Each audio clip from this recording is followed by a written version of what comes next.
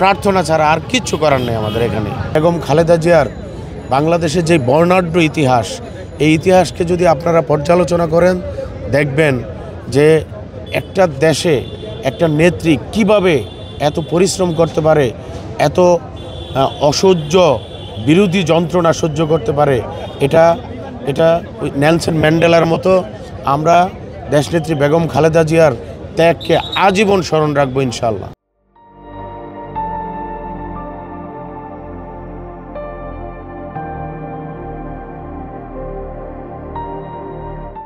খালেদা জিয়া যখনই অসুস্থ শুনছি, এটা আমাদের আবেগের জায়গা থেকে, অনুভূতির জায়গা থেকে খুবই কষ্টের কথা।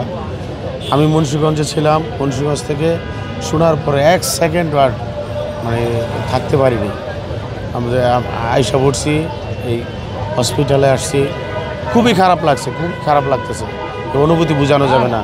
যে দেশের জন্য করছে, জনগণের জন্য করছে, মানুষের জন্য করতেছে, যার পরিবার দেশনায়ক তারেক রহমান 17 বছর নির্বাসন, শহীদ রাষ্ট্রপতি জিয়াউর রহমান 71 নিজের জীবনকে উৎসর্গ করার মতোই সে এইভাবে দেশকে, যেই পরিবারটা দেশের জন্য করছে, তাদের জন্য আমাদের কিছু করা উচিত।